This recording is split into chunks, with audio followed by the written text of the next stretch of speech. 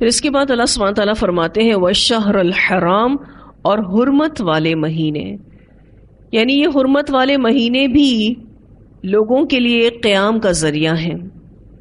حرمت والے مہینے 4 ہیں، ذوالقعدہ، ذوالحجہ، محرم اور رجب۔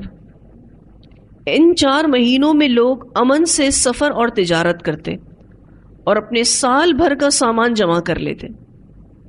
اس اعتبار سے یہ مہینے بھی گویا لوگوں کی زندگی قائم رہنے کا ذریعہ ہے۔ اس بارے میں ایک روایت آتی ہے، سیدنا عبداللہ بن عباس رضی اللہ تعالیٰ عنہما بیان کرتے ہیں کہ قبیلہ عبد القیس کا وفد جب نبی اکرم صلی اللہ علیہ وسلم کے پاس آیا تو وفد کے لوگوں نے کہا، اے اللہ کے رسول صلی اللہ علیہ وسلم، ہم سوائے حرمت والے مہینے کے اور کسی ماہ میں آپ کے پاس نہیں آ سکتے، اس لیے کہ ہمارے اور آپ کے درمیان مضر قبیلے کے کفار حائل ہیں۔ اسے بخاری نے روایت کیا ہے۔ اب آپ دیکھیں تو ان لوگوں نے باقاعدہ اس بات کا اظہار بھی کر دیا کہ ہم صرف ٹریولنگ حرمت والے مہینوں میں کرتے ہیں کیونکہ یہ پرامن مہینے ہیں، باقی مہینوں میں ہم یہ سفر نہیں کرتے کیونکہ ہمارے اور آپ کے درمیان مضر قبیلے کے کفار ہیں، یعنی اگر حرمت والے مہینوں کے علاوہ اگر ہم سفر کریں گے تو یہ ہمیں نقصان پہنچائیں گے۔ تو یہ حرمت والے مہینے بھی قیام کا ذریعہ ہیں۔ ویسے بھی آپ دیکھیے کہ جہاں امن ہوگا وہاں ترقی کی راہیں مضبوط ہو جاتی ہیں، معیشت مضبوط ہوتی ہے اور کام بہتر ہوتا ہے۔ کسی شہر کو لے لیں، کسی ملک کو لے لیں، اگر وہاں امن و امان ہے تو وہاں کاروبار اچھے ہیں، لیکن اگر امن و امان نہیں ہے تو کاروبار بھی اچھے نہیں ہیں۔ اس کی مثال آپ گھر سے بھی لے سکتے ہیں۔ جس گھر میں امن ہوتا ہے، اچھی انڈرسٹینڈنگ ہوتی ہے شوہر بیوی کے درمیان، تو وہ اپنے بچوں کی اچھی پرورش کر سکتے ہیں۔ لیکن جس گھر میں امن و امان نہ ہو تو وہاں بچوں کی بہتر پرورش نہیں ہو پاتی ہے، اور بھی دیگر مسائل جنم لیتے ہیں۔ تو امن و امان کا ہونا ترقی کی ضمانت ہے۔ پھر اللہ سبحانہ تعالیٰ فرماتے ہیں والہدی، اور قربانی کے جانور۔ ہدی بھی قیام کا ذریعہ ہے۔ ہدی کے دینی فائدے بھی ہیں اور دنیاوی فائدے بھی ہیں۔ ہدی کے دینی فائدے یہ ہیں کہ اس سے اللہ کا قرب ملتا ہے، پھر یہ کہ ایک ایک بال کے عوض اللہ سبحانہ تعالیٰ ہمارے گناہ معاف کرتے ہیں۔ جب ہم اللہ کے راستے میں قربانی کرتے ہیں تو اس قربانی کے جانور کے جسم کے ایک ایک بال کے عوض اللہ ہمارے گناہوں کو معاف کرتا ہے۔ پھر اسی طرح سے یہ پل صراط پر گزرنے کا ذریعہ بھی ہے۔ اسی طرح ہدی کے دنیاوی فائدے بھی ہیں۔ جب لوگ قربانی کرتے ہیں اللہ کے راستے میں تو بہت سارا گوشت غریبوں میں تقسیم ہوتا ہے۔ پھر انہی جانوروں کے ذریعے اگر کسی سے حج میں کوئی غلطی ہوئی ہے تو دم وغیرہ دیے جاتے ہیں۔ حج کی قربانی بھی انہی جانوروں کے ذریعے کی جاتی ہے۔ پھر اللہ سبحانہ تعالیٰ فرماتے ہیں والقلائد، اور قلادے والے، پٹے والے یعنی جانور، یہ بھی قیام کا ذریعہ ہے۔ ان کا بھی دینی فائدہ ہے اور دنیاوی فائدہ ہے۔ جب لوگ ان قلادے پہنے جانوروں کو دیکھتے ہیں تو وہ سمجھ جاتے ہیں کہ یہ جانور اللہ کی راہ میں قربان ہونے والے ہیں، ان کا احترام کیا جاتا ہے، ان کو کوئی نقصان نہیں پہنچایا جاتا، کیونکہ یہ قربانی قرب الہی کے لیے ہے۔ اللہ سبحانہ تعالیٰ فرماتے ہیں والہدی والقلائد، ہدی کے جانور اور قلادہ پہنائے ہوئے جانور، یہ سب بھی قیام کا ذریعہ ہیں۔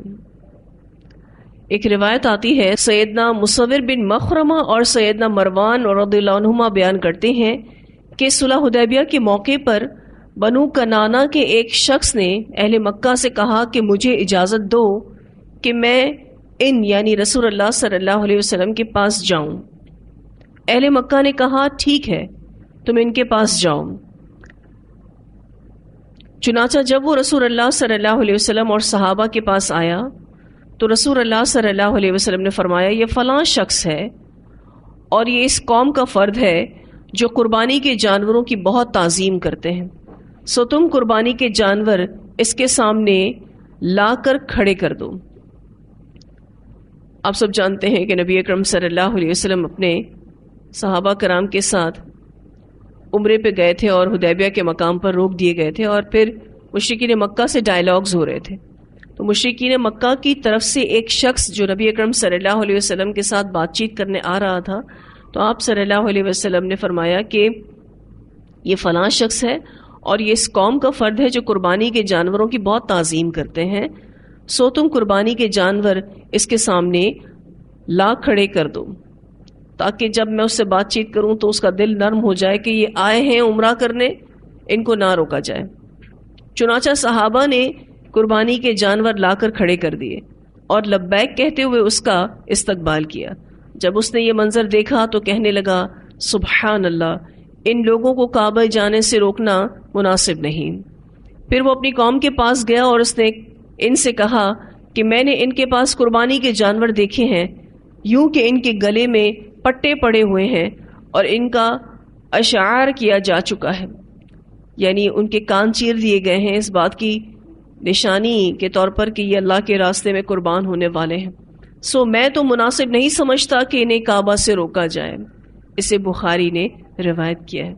حالانکہ یہ شخص تھا کہاں سے؟ اہل مکہ کی طرف سے تھا، مشرکین کی طرف سے تھا، لیکن اس کے دل میں بھی ہدی اور قلائد کی تعظیم تھی۔ اللہ تعالیٰ فرماتے ہیں کہ یہ بھی قیام کا ذریعہ ہے۔ تو یوں 4 قیام کے ذریعے اس آیت میں بیان ہوئے ہیں۔ پہلا قیام کا ذریعہ الکعبہ، ٹھیک ہے، حرم، اور دوسرا والشہر الحرام، حرمت والے مہینے، پھر اسی طرح سے تیسرا والہدیہ، قربانی کے جانور، اور چوتھا والقلائد، اور قلادے والے یعنی جانور۔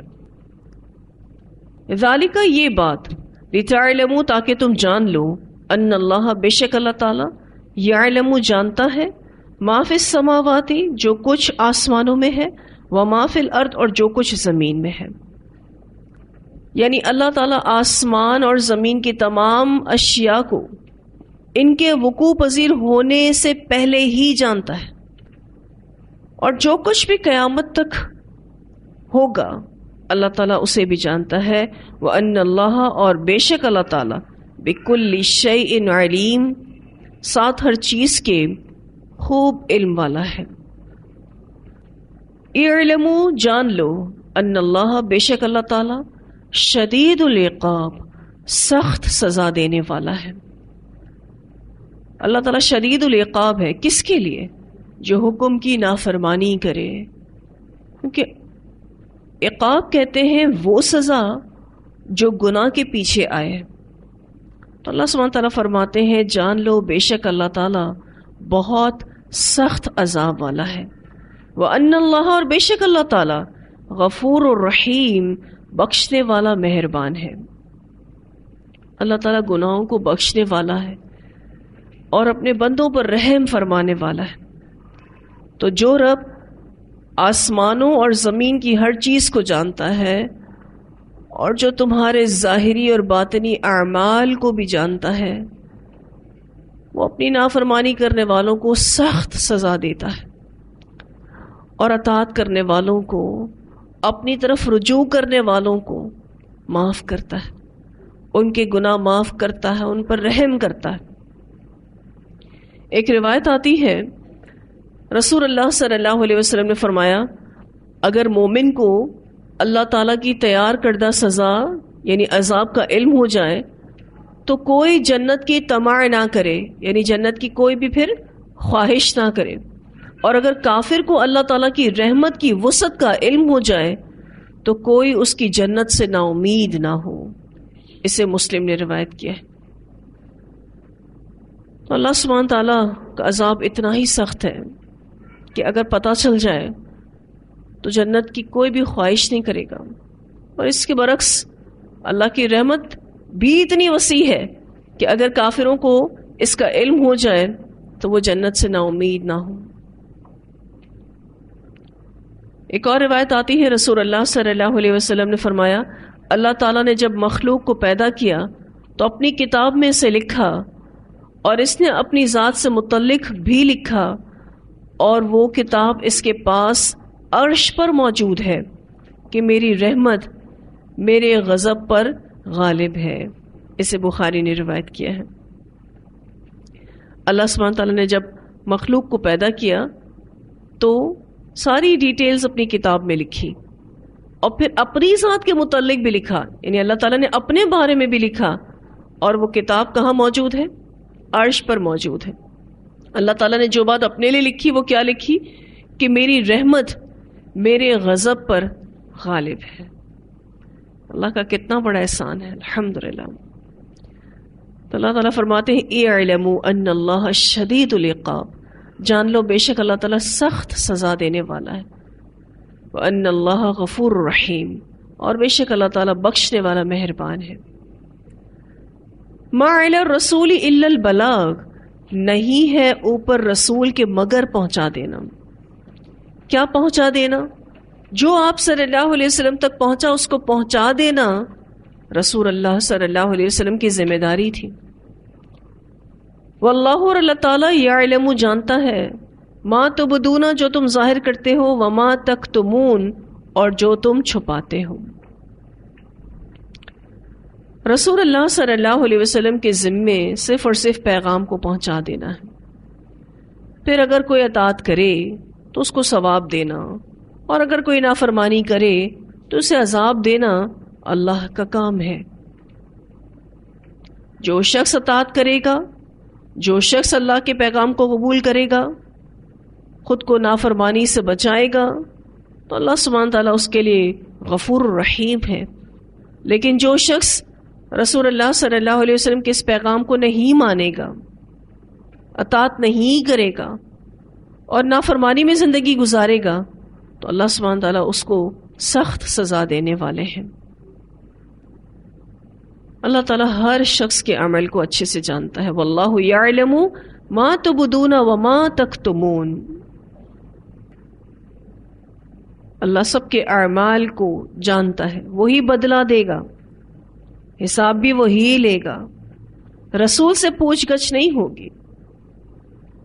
قل کہہ دیجئے، لا یستوی، نہیں برابر ہو سکتے، الخبیث ناپاک، والطیب اور پاکیزہ، ولو اور اگرچہ اعجبک اچھی لگے تم کو، کثرت الخبیث ناپاک کی کثرت، خواہ تمہیں ناپاک کی کثرت کتنی ہی اچھی کیوں نہ لگے.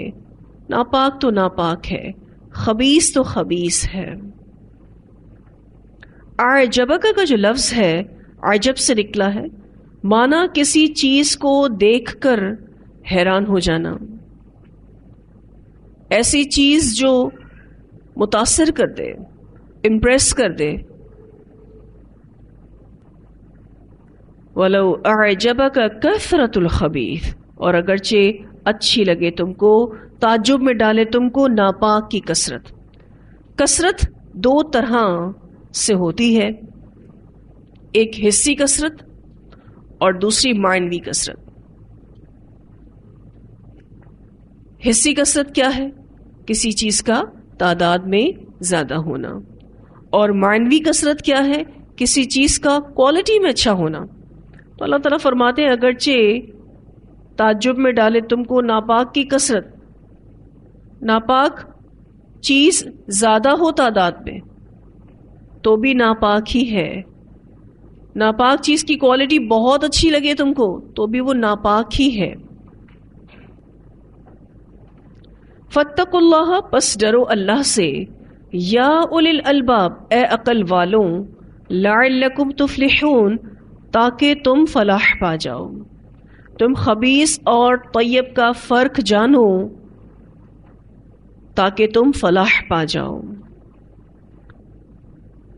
کچھ چیزیں حقیقت میں اچھی نہیں ہوتی، خبیث ہوتی ہیں، لیکن ہم اس سے اٹریکٹ ہو جاتے ہیں. ہم پیچھے بھی پڑھ چکے ہیں کہ مشرک عورتوں سے مسلم مرد اور مشرک مرد سے مسلمان عورت نکاح نہ کرے. اور اللہ تعالیٰ نے وہاں وجہ بھی بتائی تھی کہ یہ رشتہ ایسا ہے، اگر کسی مسلمان عورت نے مشرک مرد سے نکاح کیا یا کسی مسلمان مرد نے کسی مشرک عورت سے نکاح کیا تو یہ مشرکین تمہیں آگ کی طرف بلاتے ہیں. کسی شخص کے اندر ایمان نہیں، بے شک بظاہر بہت ساری خوبیاں نظر آ رہی، لیکن خبیث خبیث ہی ہوتا ہے، ناپاک ناپاک ہی ہوتا ہے. آپ انشاءاللہ سورۃ المنافقون میں پڑھیں گے، اللہ تعالیٰ فرماتے ہیں کہ منافقوں میں بڑی خوبیاں تمہیں نظر آئیں گی. منافق بظاہر بڑی خوبیوں والا ہوتا ہے، لیکن دھوکے باز ہے، جھوٹا ہے، وعدہ خلاف ہے، خیانت کرتا ہے. اللہ تعالیٰ فرماتے ہیں وَإِذَا رَأَيْتَهُمْ تُعْجِبُكَ أَجْسَامُهُمْ، تم دیکھو ان منافقوں کے جسم تو تم حیرت زدہ ہو جاؤ گے. اتنے صحت مند، دیکھنے میں اتنے اچھے. وَإِن يَقُولُوا تَسْمَعْ لِقَوْلِهِمْ، یہ باتیں کریں تو آپ ان کی باتیں سنتے رہ جائیں. اتنی اچھی باتیں کرتے ہیں منافقین. کأنہم خشب مسندہ، یہ سوکھی لکڑیوں کے مانند ہے. بظاہر ان کے اندر بڑی خوبیاں نظر آتی ہیں، لیکن یہ خبیث لوگ ہیں. قیامت کے دن لوگوں کا فیصلہ ان کی خوبصورتی دیکھ کر نہیں کیا جائے گا کہ وہ جسم کے اعتبار سے کتنے خوبصورت ہیں، وہ باتوں کے اعتبار سے کتنے خوبصورت ہیں، کتنا ان کے پاس پیسہ تھا. اس اعتبار سے تھوڑی نا کل قیامت کے دن کسی کا حساب کتاب ہوگا. کل قیامت کے دن تو اعمال صالحہ کے اعتبار سے جو شخص آگے ہوگا وہی جنت میں جائے گا. تو اللہ سبحانہ تعالیٰ فرماتے ہیں کہ آپ ان سے کہہ دیجئے کہ خبیث اور پاکیزہ چیزیں کبھی بھی برابر نہیں ہو سکتی. خواہ تمہیں خبیث کی کثرت کتنا بھی امیزڈ کر دے، کتنا بھی حیران کر دے، کتنا ہی متاثر کن ہو وہ خبیث، لیکن تم نے خود کو اس سے بچانا ہے. اگر تم اس سے خود کو بچاؤ گے تو ہی تم عقل والے ہو اور تو ہی تم فلاح پاؤ گے. اس آیت کے کئی مطلب ہو سکتے ہیں. پہلا معنی یہ کہ ہمیں اعمال صالحہ پر فوکس کرنا ہے، یعنی اس آیت میں آپ کو اللہ تعالیٰ ایمان کی طرف متوجہ کر رہے ہیں، مومنانہ اخلاق کی طرف متوجہ کر رہے ہیں، کیونکہ مومنانہ اخلاق ایمان طیب ہے، اور اس کے برعکس خبیث چیز کافرانہ اعمال اور اسی طرح سے کفر. تو اللہ سبحانہ تعالیٰ کے نزدیک ویلیو کس کی ہے؟ ایمان کی، اچھے اخلاق کی. اچھا اخلاق اور اچھا عمل بے شک کوئی تھوڑا کر رہا ہو، مستقل کر رہا ہو، اللہ کے نزدیک اس کی ورتھ ہے، ویلیو ہے، اہمیت رکھتا ہے. دوسری بات کہ حرام طریقے سے کمائی ہوئی دولت اللہ کے نزدیک کچھ بھی ویلیو نہیں کرتی. اس کے برعکس اگر حلال پیسے سے کمایا جا رہا ہے اور وہی پیسہ اللہ کے راستے میں خرچ کیا جا رہا ہے، بے شک وہ تھوڑا ہے، اللہ کے نزدیک اس کی اہمیت ہے. مثلا اگر کوئی حرام کما کر ہزاروں روپے اللہ کے راستے میں خرچ کر رہا ہے، اللہ کے نزدیک اس کی کوئی ورث نہیں، اللہ کے نزدیک اس کی کوئی اہمیت نہیں. لیکن اگر کوئی حلال کما کے 5 روپے بھی اللہ کے راستے میں خرچ کرتا ہے تو اس کی ویلیو ہے. اللہ تعالیٰ کے نزدیک قلت اور کثرت کا معیار ہے ہی نہیں. اللہ کے نزدیک ویلیوڈ ہے طیب چیز، اور اللہ خبیث چیز کو پسند نہیں کرتے. ایک روایت آتی ہے، نبی اکرم صلی اللہ علیہ وسلم نے فرمایا، جو کوئی ایک کھجور کے برابر بھی حلال کمائی سے صدقہ کرے اور اللہ تعالیٰ حلال کمائی ہی سے صدقہ قبول کرتا ہے، تو حلال کمائی سے کیا گیا صدقہ اللہ تعالیٰ دائیں ہاتھ میں لے لیتا ہے، پھر اس کے مالک کے لیے اسے پالتا یعنی بڑھاتا رہتا ہے، جس طرح کوئی تم میں سے اپنا بچھیرا پالتا ہے، بچھیرا کہتے ہیں گھوڑے کے بچے کو، یہاں تک کہ وہ صدقہ پہاڑ کے برابر ہو جاتا ہے۔ اسے بخاری نے روایت کیا ہے۔ جیسے کوئی شخص گھوڑے کے بچے کو پالتا ہے، وہ بڑا ہو جاتا ہے، بالکل اسی طرح سے اللہ تعالیٰ اس صدقے کو پالتا ہے، بڑھاتا ہے، کل قیامت تک وہ پہاڑ کے برابر ہو جائے گا۔ تو اللہ سبحانہ تعالیٰ حلال مال سے ہی صدقے کو قبول کرتے ہیں۔ تو دونوں اعتبار سے یہ بات سمجھ میں آ جانی چاہیے کہ اللہ تعالیٰ نیکوکار کو پسند کرتے ہیں، بدکار کو پسند نہیں کرتے۔ اسی طرح سے اللہ حلال مال کو پسند کرتے ہیں، حرام مال کو پسند نہیں کرتے۔ اور پھر آخر میں جو یہ کہا گیا کہ فاتقوا اللہ یا اولی الالباب لعلکم تفلحون، پس ڈرو اللہ سے اے عقل والوں تاکہ تم فلاح پا جاؤ۔ عقل بھی دو طرح سے کام کرتی ہے، ایک عقل ظاہر ہوتی ہے اور ایک عقل رشد ہوتی ہے۔ عقل ظاہر جو صرف ظاہر کو دیکھ کر مروب ہو جاتی ہے، عقل ظاہر جو ظاہر کو دیکھ کر مروب ہو جاتی ہے، بظاہر اس کو کوئی چیز ٹھیک لگتی ہے تو ایسی عقل مروب ہو جاتی ہے، اس کے روب میں آ جاتی ہے۔ عقل رشد صرف ظاہری طور پر چیزوں کو نہیں دیکھتی بلکہ اس کے پیچھے بھی دیکھتی ہے، اور ظاہر کو دیکھ کر کبھی بھی عقل رشد مروب نہیں ہوتی۔ عقل ارشاد رکھنے والا شخص متقی ہوتا ہے، وہ حساس ہوتا ہے، وہ چیزوں کو محض ظاہر پر نہیں پرکھتا،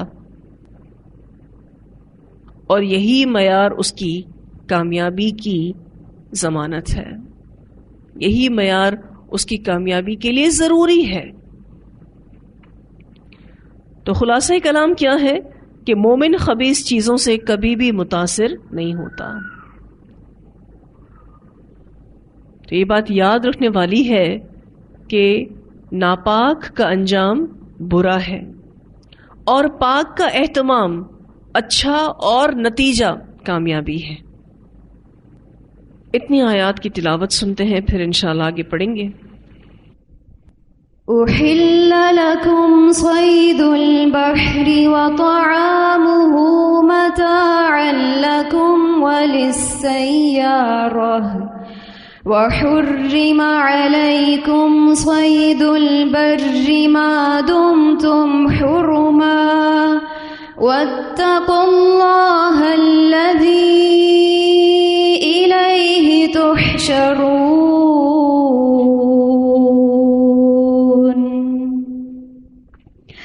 جعل الله الكعبة البيت الحرام قياما للناس والشهر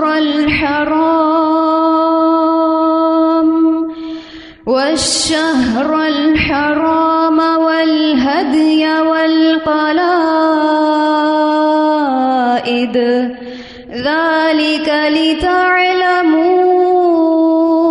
أن الله يعلم ما في السماوات وما في الأرض وأن الله بكل شيء عليم۔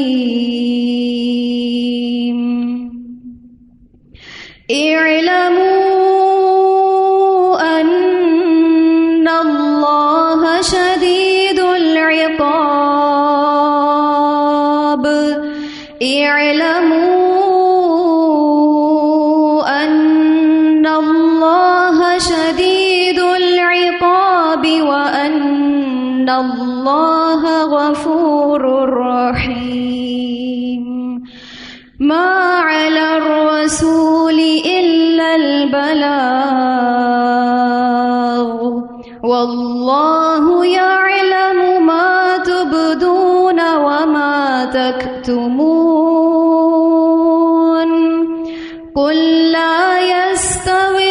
الخبيث والطيب ولو أعجبك كثرة الخبيث